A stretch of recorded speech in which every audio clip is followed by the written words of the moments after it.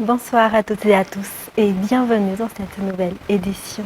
À la une de l'actualité, les habitants de Vuipen ont montré leur attachement pour Anjrazouel. Lors des précédents régimes, Vuipen a toujours été oublié, mais Anjrazouel, quand il était au pouvoir, a construit des infrastructures répondant aux besoins de la population. Les habitants de Vuipen ont également reçu différentes aides sociales après le passage des intempéries Batrey et Emnati. Les habitants n'oublient pas et le prouveront le 16 novembre en votant pour le numéro 3. Mirvoulet-Firen, Braz de Nilsson pour plus de détails. C'était lors de la Première République que des infrastructures ont été construites à Vuipen. Mais c'est le président Anjrazouel qui a le plus construit selon les habitants. Toutes les infrastructures qu'on trouve ailleurs, Vuipen en bénéficie également.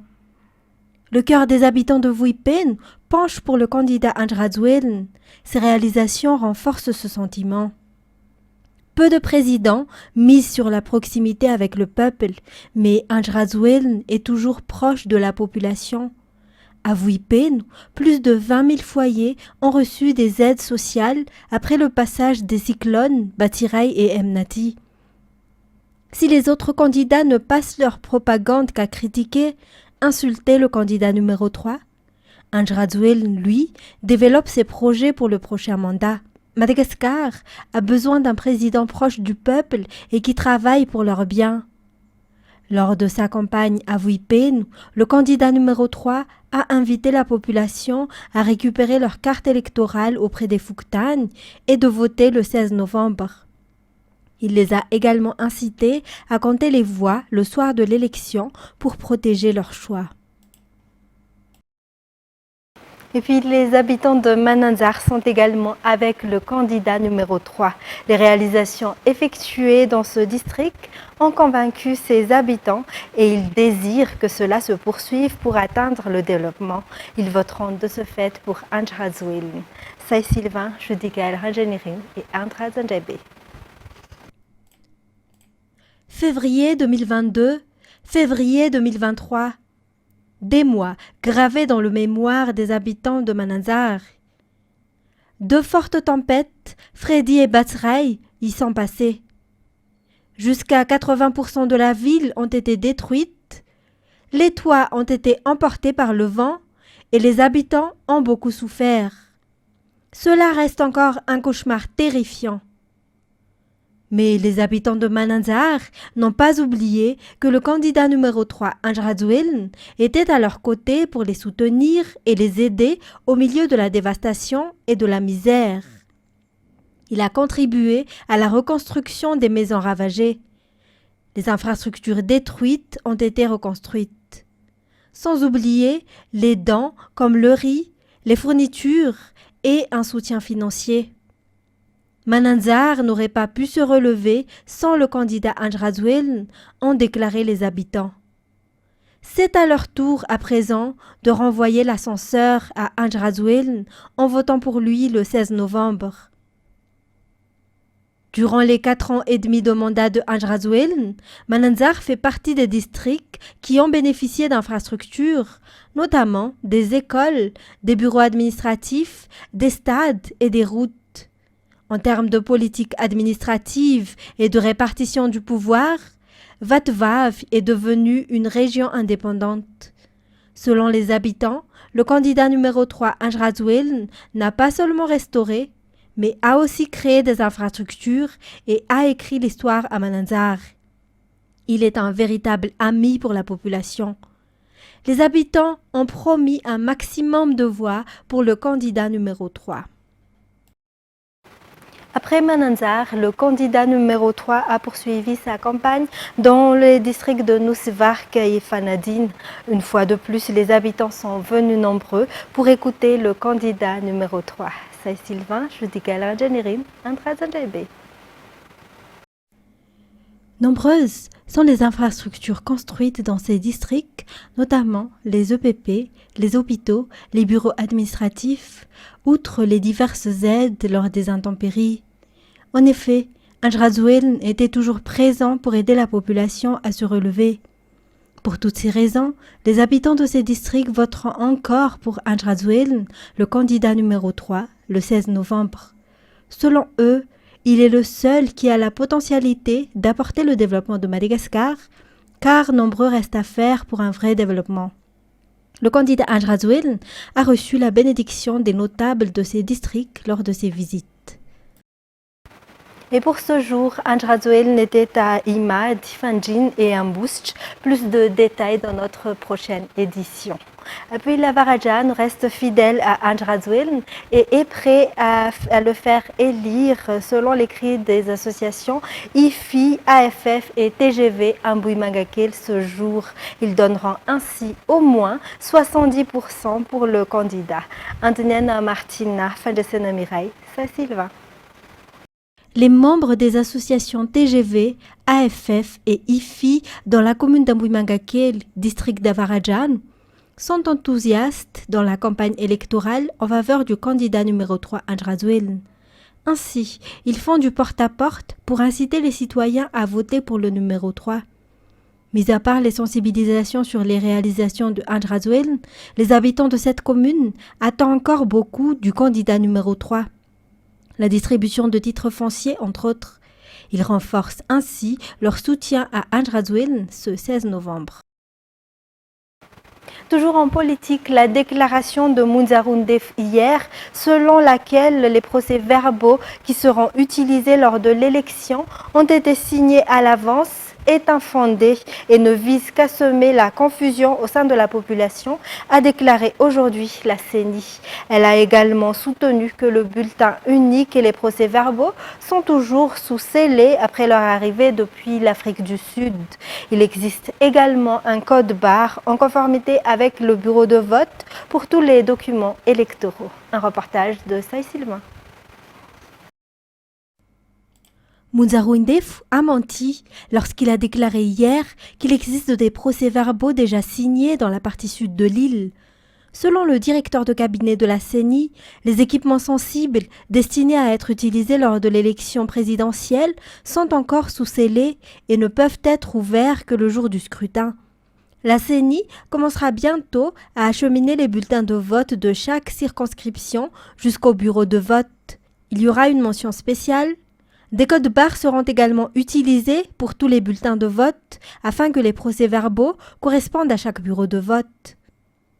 En outre, la CENI affirme qu'elle prendra une photo du PV avec les résultats des élections signés en présence des délégués des candidats dans les bureaux de vote. 43% des tendances des résultats des élections seront révélées le 16 novembre et les 80% au lendemain du scrutin, selon toujours ces explications.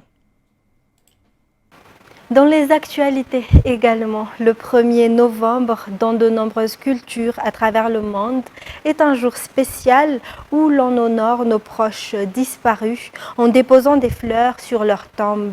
À Madagascar, cette célébration commence à disparaître selon les enquêtes menées par Findesena Mireille, Andinienne Martina et Saï Sylvain.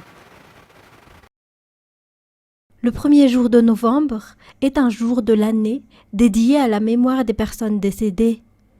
Bien que la majorité des Malgaches respectaient cette pratique auparavant, elle tend à disparaître actuellement. Les fleuristes sont les premiers impactés par cette situation, notamment cette famille de fleuristes issue d'un Balavao dont les membres viennent chaque année vendre des fleurs à un passapitou. Cette autre famille ne dépose pas de fleurs mais nettoie leurs tombes tous les 1er novembre. La tradition de déposer des fleurs sur les tombes remonte à de nombreuses années.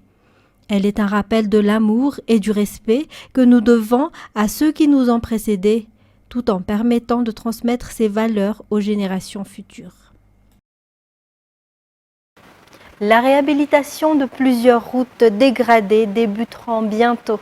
Le Conseil des ministres d'hier a approuvé l'aménagement de crédits pour ce faire.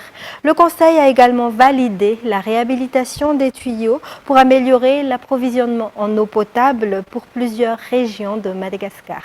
Le résumé à travers ce reportage. Le Conseil des ministres d'hier a été présidé par le Premier ministre Christian, comme le voulait la Constitution. Lors de ce rendez-vous hebdomadaire, il a été approuvé l'aménagement de crédit pour le ministère des Travaux publics pour la construction des points noirs sur les RNP 4, RNP 6, RNP 7, RNS 34, RNS 27, RNS 18, RNS 15, RNS 25, RNS 3A, RNS 3B, RNT 41, RNT 20, RNT 12. Sur les routes reliant Ambach, Fuchadev, Bekili.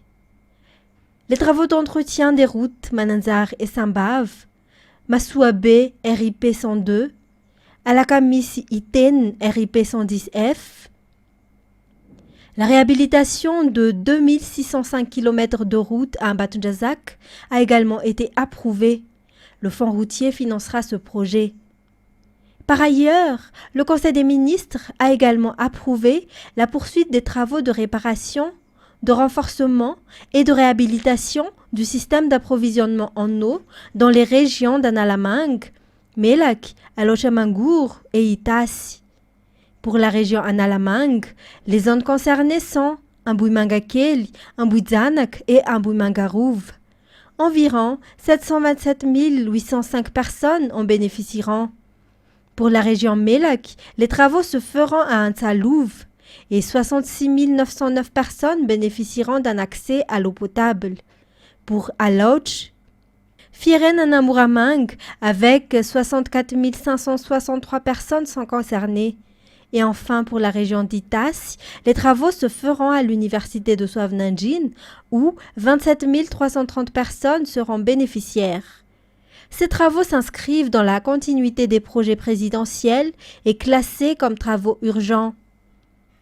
En outre, des projets de construction de logements et d'infrastructures sont prévus, notamment la construction de duplex à Farafangan, de logements extensibles à Amparemaïns Mazang et Ivu-Jatirabe. Ces projets visent à répondre aux besoins de logement de la population. Les entreprises adjudicataires de ces projets ont été sélectionnées par appel d'offres et le financement pour l'année 2023 représente 40% du coût total des projets, qui impliquent des investissements considérables pour améliorer les infrastructures et les services publics à Madagascar. Dans les actualités internationales, près de 2 millions d'Afghans sans papier craignent d'être expulsés du Pakistan. Plusieurs d'entre eux confient faire face à du racket de la part de la police pakistanaise. France 24. Ces camions se dirigent vers le poste frontière avec l'Afghanistan. À leur bord, des familles afghanes sans papier et leurs bagages. 200 000 Afghans sont retournés de leur plein gré en Afghanistan au cours du mois d'octobre. Ils ont préféré quitter le pays volontairement après que les autorités pakistanaises ont annoncé l'expulsion de tous les réfugiés en situation irrégulière à partir du 1er novembre. Moussafer quitte le Pakistan après 40 ans, des années réduites à quelques paquets. Il y a des vêtements pour femmes et enfants, de la nourriture. Il y a aussi des objets ménagers comme des draps, des paniers et des boîtes de conserve. Il y aura près de 2 millions d'Afghans sans papier au Pakistan. Les autorités, face à l'afflux de réfugiés constant depuis 4 décennies, ont peu à peu cessé de les enregistrer. 600 000 Afghans ont trouvé refuge au Pakistan après la prise du pouvoir par les talibans en août 2021. Cette journaliste afghane et militante des droits de l'homme se terre dans un lieu tenu secret. Sa demande d'asile auprès de l'ambassade de France est à l'étude. Sans papier, elle craint d'être expulsée à tout moment. Je suis très angoissée, je pleure beaucoup. J'ai changé de maison à plusieurs reprises. Je reste à l'intérieur, je ne sors plus, je me cache. Les militantes comme moi sont arrêtées, torturées par les talibans en Afghanistan. J'ai peur qu'il m'arrive la même chose si je suis expulsée.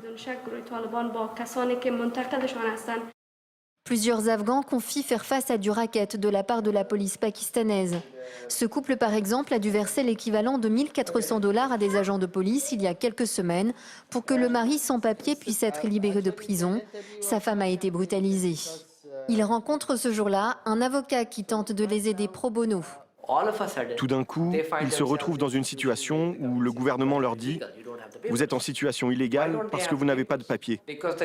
Pourquoi n'ont-ils pas de papier? Parce que le gouvernement ne leur en donne pas. C'est un désastre pour les droits de l'homme. J'espère réveiller notre propre peuple et la communauté internationale sur ce qui se passe ici. Il faut que quelqu'un intervienne et mette fin à cette folie. Les autorités pakistanaises ont fait savoir que les expulsions s'étendront prochainement aux Afghans munis de cartes de réfugiés valides, malgré les critiques de plusieurs organisations internationales. Le Pakistan estime que les conditions sécuritaires se sont améliorées en Afghanistan, qui cependant est plongé dans l'une des pires crises humanitaires au monde.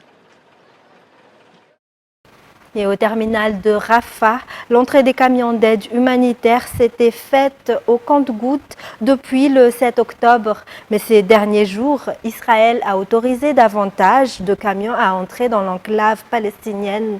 Et l'Égypte s'est mobilisée pour accueillir des blessés palestiniens. Mais reste qu'à Rafah, les civils ne sont pas épargnés par les raids israéliens. France 24. Au terminal de Rafah, l'entrée des camions d'aide humanitaire s'est faite au compte-gouttes depuis le début de la guerre le 7 octobre dernier.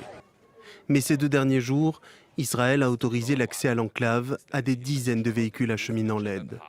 Alors que les autorités égyptiennes s'apprêteraient à accueillir sur leur sol ce mercredi plus de 80 blessés afin de les transporter vers les hôpitaux les plus proches. L'Égypte est mobilisée à tous les niveaux, jusqu'au président Al-Sisi.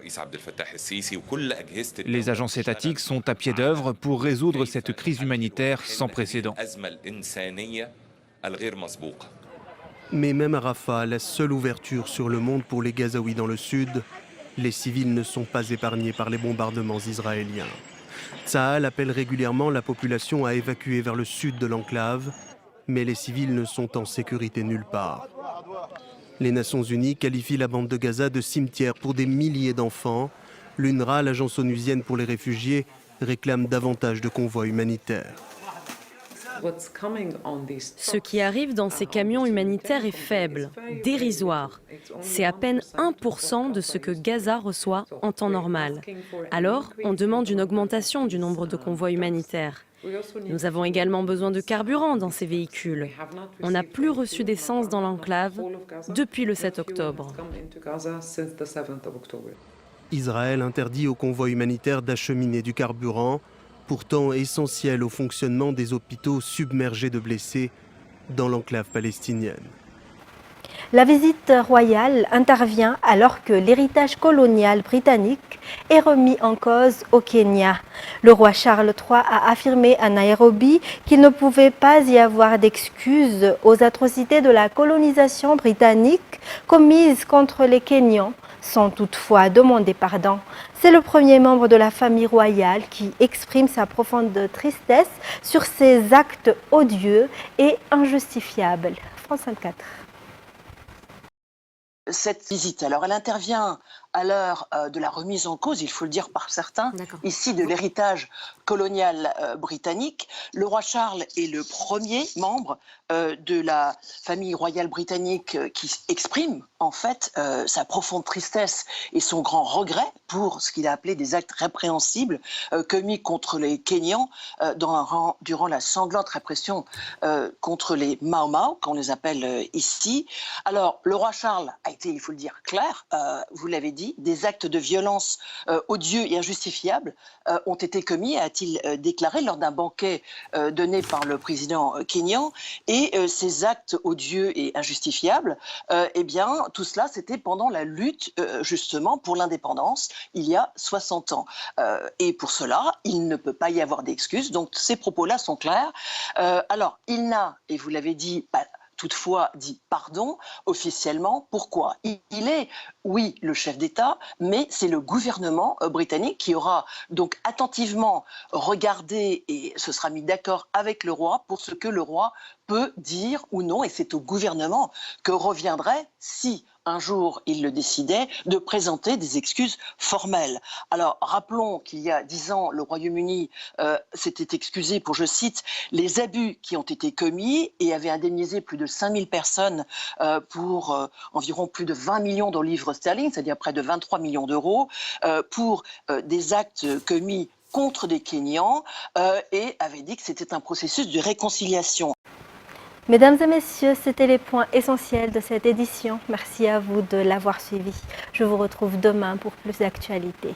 Au revoir et excellente soirée sur Viva.